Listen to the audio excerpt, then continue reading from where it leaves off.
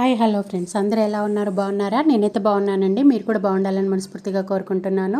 ఈరోజు high neck invisible పైపింగ్ది loading పద్ధతిలో ఏ విధంగా స్టిచ్చింగ్ చేయాలనేది ఈరోజు మనము నేర్చుకుందామండి. ఇందులో ముందుగా అయితే రెండు ఫ్రంట్ పార్ట్ని అయితే దానికి సపరేట్గా జాయింట్ చేసుకుంటున్నానండి. Front and back double stitch చేసుకోవాలి. ఎందుకంటే మళ్ళీ ఇవి ఇన్విజిబుల్గా మనం లోడింగ్ పద్ధతిలో వేస్తున్నాము కాబట్టి మళ్ళీ ఇప్పడానికి కుదరదు. మనకు అసలు స్టిచ్చింగ్ అనేది వేసినట్టు కనిపించదు అన్నట్టు, లోపల నుండి ఎలా వేసారా అన్నట్టు ఉంటుంది. లైనింగ్ అయితే మీరు కటింగ్ వీడియోలో చూసే ఉంటారు. ఇది ఫ్రంట్ పార్ట్ తక్కువ పడి ఉంటే మనకు మళ్ళీ వేరే క్లాత్ని అయితే జాయింట్ చేసాం కదా, అదే అండి. తర్వాత మనము ముందుగానే పైపింగ్ అనేది ఇన్విజిబుల్గా రెడీ చేసి పెట్టుకున్నానండి. తర్వాత ముందైతే లైనింగ్కి జాయింట్ చేసుకుంటున్నాను. రెండు అవి front part back part join చేసుకున్న తర్వాత వాటికి నెక్ కరెక్ట్గా ఉందా లేదా అనేది ముందే చెక్ చేసుకోవాలండి. ఒకసారి కుట్టిన తర్వాత మళ్ళీ నెక్లో హైట్ కావాలంటే కాదండి, చిన్న కావాలన్నా కానీ చేసుకోవాలంటే కొంచెం ఇబ్బంది. ముందే ఇక్కడ నెక్ చెక్ చేసుకోవాలి.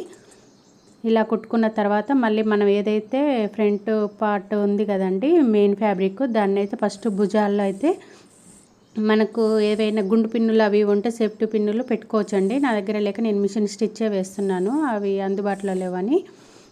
తర్వాత యాస్టీజ్గా అయితే పైపింగ్ పెట్టి కొడతారు. అలా అందరూ లైనింగ్ పైకి పెట్టి కొడతారు, కానీ నేను మాత్రం మెయిన్ ఫ్యాబ్రిక్ పైకి పెట్టి కొడుతున్నాను. ఎలా కనిపిస్తుంది అని అనుకోవచ్చు మీరు. అక్కడ ఫింగర్తో టచ్ చేస్తే మనకు తెలిసిపోతుంది పైపింగ్. స్టిచ్చింగ్ కూడా మనం ఎంత స్టిచ్చింగ్ అనేది తీసుకోవాలి ఏ లెవెల్లో అనేది మనకు తెలిసి ఐడియా ఉంటుంది కాబట్టి కొడుతున్నానండి. 1/2 ఇంచ్ లెవెల్ తీసుకోవాలి. తర్వాత మనకు పైపింగ్ అనేది కరెక్ట్గా వచ్చిందా లేదా అనేది ఇక్కడ క్రాస్ చెక్ చేసుకోవాలండి. చేసుకున్న తర్వాత చిన్న కట్స్ ఇచ్చుకోవాలి. ఈ విధంగా అయితే అప్పుడు ఏమవుతుందంటే రౌండ్ నీట్గా తిరుగుతుంది అన్నట్టు, అలా కట్స్ వేయడం వల్ల.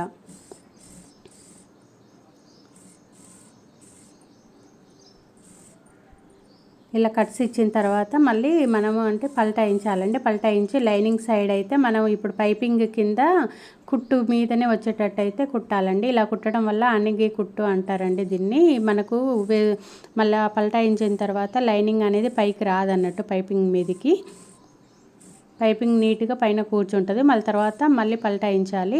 పల్టాయించి ఇప్పుడు పైపింగ్కు క్లాత్కు మధ్యలో కుట్టు కనిపించని కుట్టు ఉంటుంది కదా, మనం రివర్స్లో జాయింట్ చేసుకున్నది, ఆ కుట్టు మీదనే వేయాలన్నట్టు పైపింగ్ కిందికి ఎగ్జాక్ట్లీ. ఇప్పుడు మనం వేసే కుట్టు అనేది కనిపించకూడదు అన్నట్టు.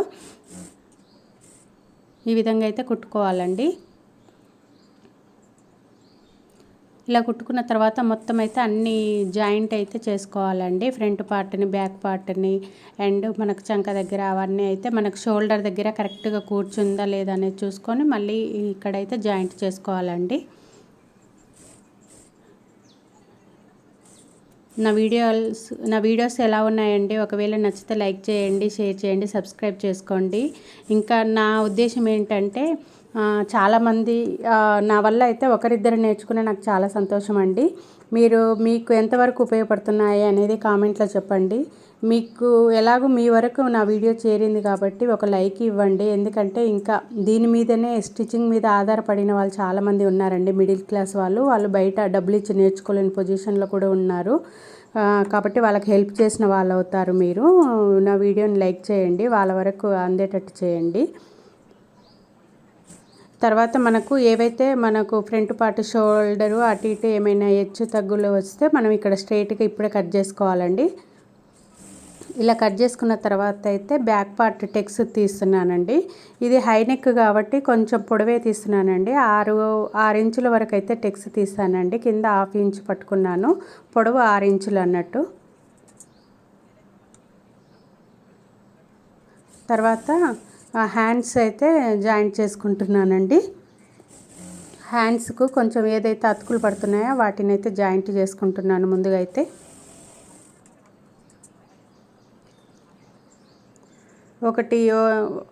ఒకటి పైకి వేస్తే అతుకు, ఒకటి కిందికి వేయాలండి ఆపోజిట్గా. అప్పుడు అతుకులు రెండు ఒకే సైడ్ వెళ్తాయి. అవి బ్యాక్ సైడ్ వెళ్ళేటట్టు మనం చేసుకోవచ్చు.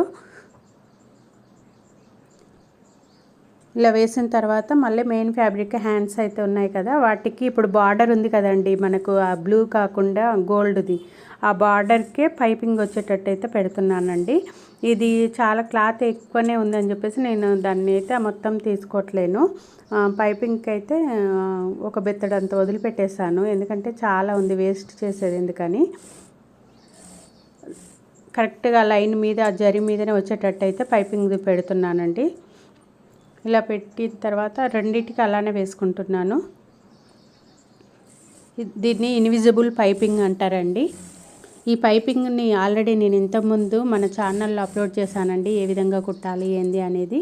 ఒకవేళ కావాలి అంటే ఒకసారి అది కూడా చూడండి, ఆ వీడియోని కూడా మీకు అర్థమవుతుంది ఆ పైపింగ్ని ఎలా విధంగా స్టిచ్ చేసుకోవచ్చు అని.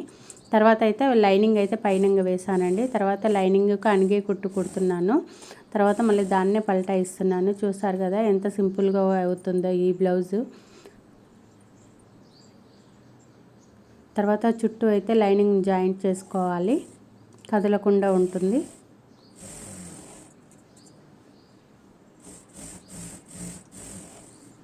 సేమ్ సెకండ్ హ్యాండ్కి కూడా మళ్ళీ లైనింగ్ని పైనంగా వేసుకోవాలి. ఇది కూడా చూడండి లైనింగ్ పైనంగా ఉంది. నేను మెయిన్ ఫ్యాబ్రిక్ పైపింగ్ పెట్టాను, కానీ నాకు అక్కడ ఫింగర్ టచ్ తోటే నేను కుడుతున్నానండి, నాకు తెలిసిపోతుంది.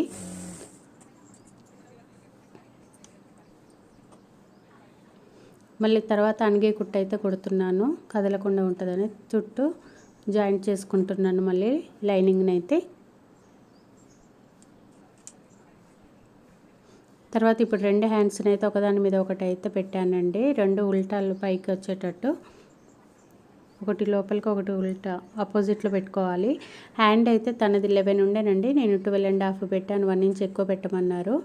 అండ్ పైన కుచ్చు ఇచ్చి ఇవ్వనట్టు ఇవ్వమన్నారు.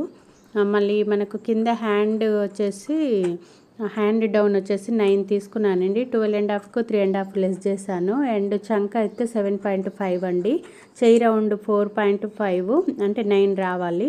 ప్లస్ 2 ఇంచెస్ కచ్చెస్కి అయితే పెట్టాను. కుచ్చుకు చూసారు కదా, తక్కువ క్లాత్ తీసుకుంటాను, ఎక్కువ తీసుకోలేదు. 2 తీసుకుంటే బొంగ చాలా వస్తుంది, అలా ఇష్టం లేదు తనకు, ఇచ్చి ఇవ్వనట్టు ఇవ్వమన్నది. ఇలా తక్కువలో పెట్టుకొని ఇచ్చుకుంటే చాలా బాగుంటుందండి, ఒకసారి మీరు కూడా ట్రై చేయండి.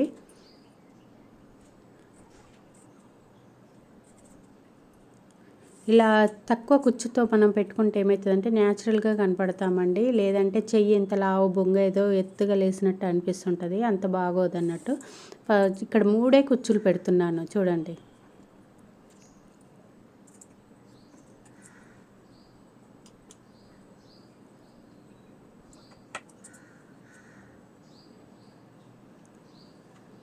తర్వాత దీన్ని మళ్ళీ హ్యాండ్స్కి అయితే మనం జాయింట్ చేసుకోవాలండి.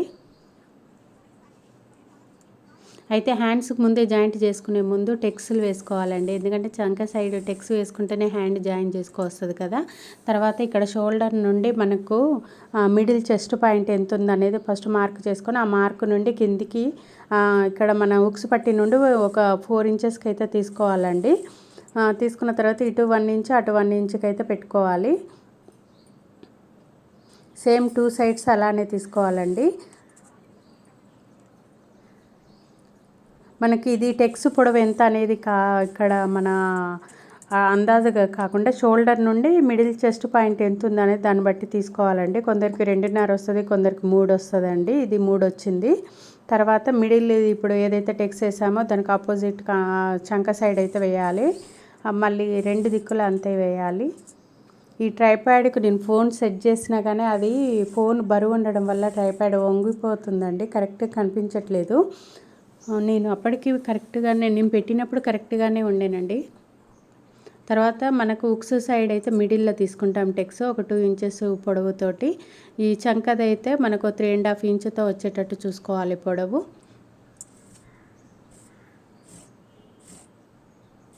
ఇవి కూడా డాట్స్ ఏ విధంగా తీసుకోవాలనేది నేను కటింగ్ వీడియోస్లో ఎక్స్ప్లెయిన్ చేశానండి, ఒకసారి అక్కడ చెక్ చేసుకోండి మీరు. తర్వాత మన హ్యాండ్స్ కట్ చేసినాక ఫ్రంట్ పార్ట్కి అని చెప్పేసి టిక్ పెట్టుకున్నాక ఫ్రంట్ పార్ట్కి వచ్చేటట్టు మనం 3 కుచ్చులు అయితే ఏదైతే పెట్టుకున్నామో అది మిడిల్లో వచ్చేటట్టు పెట్టుకోవాలి. తర్వాత మళ్ళీ వెనక సైడ్ మళ్ళీ కుట్టుకోవాలి పల్టాయించి. మళ్ళీ ఒకసారి డబుల్ స్టిచ్ అయితే వేసుకోవాలండి.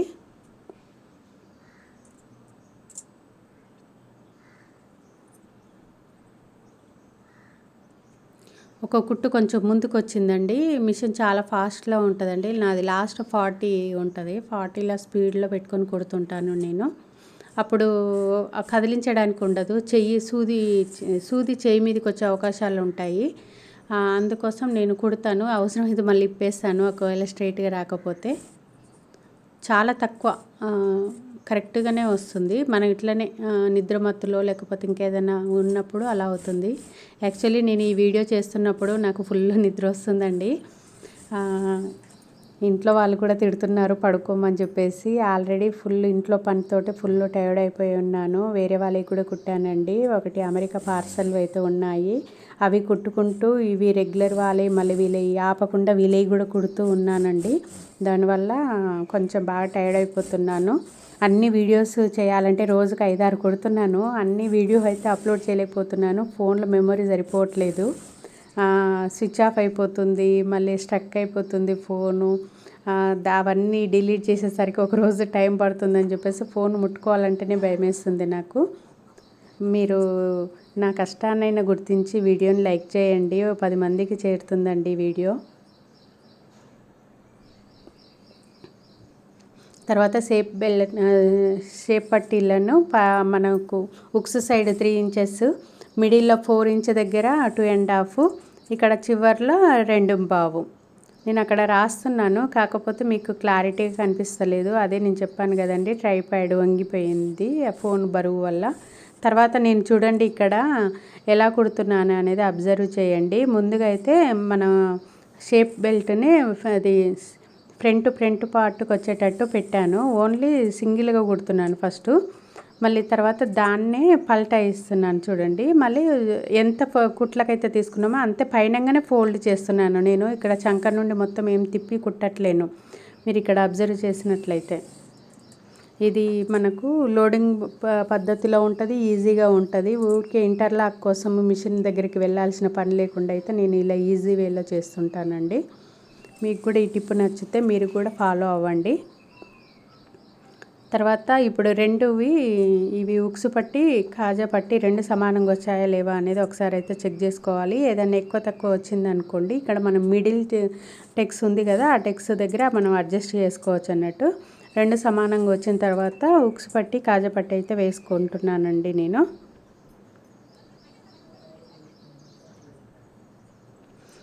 ఫస్ట్ అయితే టాకా పట్టి వేస్తున్నాను. పైన కొంచెం ఫోల్డ్ చేసి మళ్ళీ కింద కూడా కొంచెం ఫోల్డ్ చేస్తున్నాను. ఇది దాదాపు 2.5 ఇంచ్ నుండి 3.5 వరకు తీసుకోవచ్చు. అది మనకు కావాల్సిన పట్టీని బట్టి.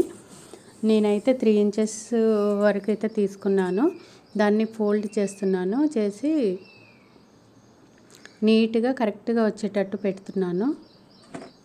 తర్వాత మళ్ళీ ఒకసారి అయితే డబల్ స్టిచ్ కూడా వేసుకోవాలండి దీనికి.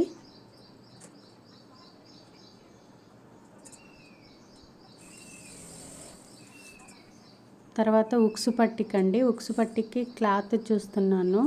మనకు లైనింగ్ క్లాత్లో కొద్దిగా అయితే తీసుకుంటున్నాను. తర్వాత దాన్ని 1.5 ఇంచ్లో తీసుకొని ఒక 1/2 ఇంచ్ ఫోల్డ్ చేసుకోవాలండి. తర్వాత మళ్ళీ అది కూడా ఫస్ట్ పైన స్టార్టింగ్లో కొంచెం ఫోల్డ్ చేసి మధ్యలో ఒక టెక్స్ అయితే ఇచ్చుకున్నానండి, ఒక కుచ్చులాగా. తర్వాత మళ్ళీ కింద కూడా ఫోల్డ్ చేసేసాను.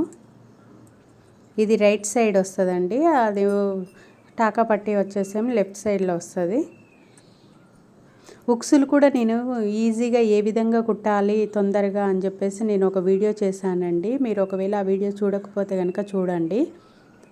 ఎమ్మింగ్ అనేది తొందరగా ఎలా చేసుకోవచ్చు అనేది నేను అలా చూపించాను. తర్వాత ఇప్పుడు మనకు అవి ఉన్నాయి కదా, షేప్ బెల్ట్ వేసిన తర్వాత వెనుక భాగానికి మనం అయితే కొలుచుకొని చూసుకోవాలండి. ఎందుకంటే చంక భాగంలో ప్లస్ గుర్తు రావాలి అనుకుంటే ఇక్కడ తప్పకుండా ఫస్ట్ అయితే క్రాస్ చెక్ చేసుకోవాలి. తర్వాత నేను అదే ఇన్విజిబుల్ పైపింగ్దే కుడుతున్నానండి. చూడండి, ఫస్ట్ అయితే జాయింట్ చేసుకుంటున్నాను. నేనంతా డబల్ పాదంతో చేస్తున్నాను, అబ్జర్వ్ చేయండి. మనకి ఈ డబల్ పాదంలోకి ఈ పైపింగ్ థ్రెడ్ ఎంత పోవాలి, ఏ నెంబర్ తీసుకోవాలి, ఇవన్నీ చాలామంది చాలా విధాలుగా డౌట్ పడుతున్నారండి. అసలు ఆ పాదం మీ దగ్గర ఉన్న పాదం ఉంటుంది కదా, నా పాదమే అనేది కాకుండా మీ మిషన్లకు ఆ కింద పాదంలో మధ్యలో ఉండే గ్యాప్ ఉంటుంది కదా, ఆ గ్యాప్లకు పైపింగ్ థ్రెడ్ పోతే అది ఇన్విజిబుల్ పైపింగ్కి వస్తుంది. ఒకవేళ ఆ గ్యాప్లో ఆ పైపింగ్ థ్రెడ్ పట్టలేదనుకోండి, అప్పుడు సింగిల్ ఫుట్ తోటి చేయండి. ఓకేనా, ఇక్కడ అర్థమైందా? తర్వాత ఇక్కడ ఇన్విజిబుల్ పైపింగ్ మీద అయితే నేను ఏదైతే బెల్ట్ పట్టి అయితే కుట్టుకున్నానో అది దాని మీదంగా కుట్టుతున్నాను. మళ్ళీ ఫోల్డ్ చేసినప్పుడు క్లాత్ అనేది బయటికి రాకుండా అయితే దాన్ని సమాన భాగాలుగా కట్ చేసుకున్నాను. ఒకసారి అయితే అనిగే కుట్టేసాను పైపింగ్ మీద అయితే. మిషన్ ఫాస్ట్గా కుట్టడం వల్ల అయితే దారం అయితే బాగా తెగుతుంది. 40లో పెట్టుకొని మళ్ళీ దాంట్లో మనం ఇట్లాంటివి లాంగ్ స్టిచ్ ఫాస్ట్గా కుట్టి ఒక్కసారి సడన్గా ఆపితే మాత్రం అది తెగుతుందండి. అయితే ఇప్పుడు ఇక్కడ మాత్రం దారం అయిపోయింది. దారాన్ని మళ్ళీ మార్చాను. తర్వాత దాన్ని పైపింగ్ది మళ్ళీ పైకి వచ్చేటట్టు అయితే పైపింగ్ మీద సన్న కుట్టు వచ్చేటట్టు అయితే కుట్టాను. క్లాత్కు పైపింగ్కి మధ్యలో అయితే కుట్టాను. తర్వాత మళ్ళీ దీని మీద మళ్ళీ ఎమ్మింగ్ చేయకుండా అయితే మళ్ళీ ఇంకో కుట్టు అయితే కుట్టుకుంటున్నాను. మీరు కావాలంటే ఎమ్మింగ్ చేసుకోవచ్చు. ఇలా కుట్టిన తర్వాత అయితే నేను ఇప్పుడు ఇంటర్లాక్ చేస్తున్నానండి. హ్యాండ్స్కి అయితే మనం హ్యాండ్స్ జాయింట్ చేసుకున్నాం కదా, అక్కడైతే ఇంటర్లాక్ చేస్తున్నాను.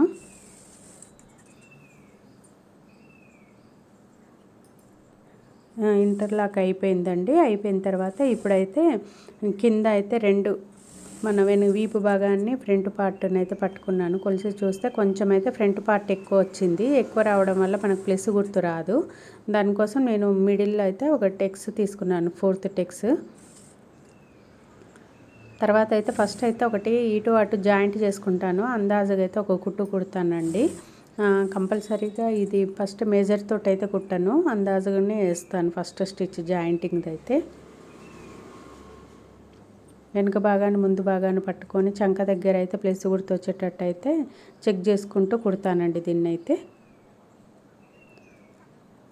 ఇంక ఇప్పుడైతే బాడీ మెజర్మెంట్ లేదా సైజ్ బ్లౌజ్ అయితే సైజ్ బ్లౌజ్ ఆధారంగా అయితే నేను మెజర్మెంట్ తీసుకుంటున్నానండి. చంక అయితే 7.5 రావాలి అండ్ హ్యాండ్ అయితే 4.5 రావాలి. దీనికి ఒక మార్క్ అయితే లైన్ కొట్టుకుంటున్నాను. నడుము అయితే 26.5 రావాలండి.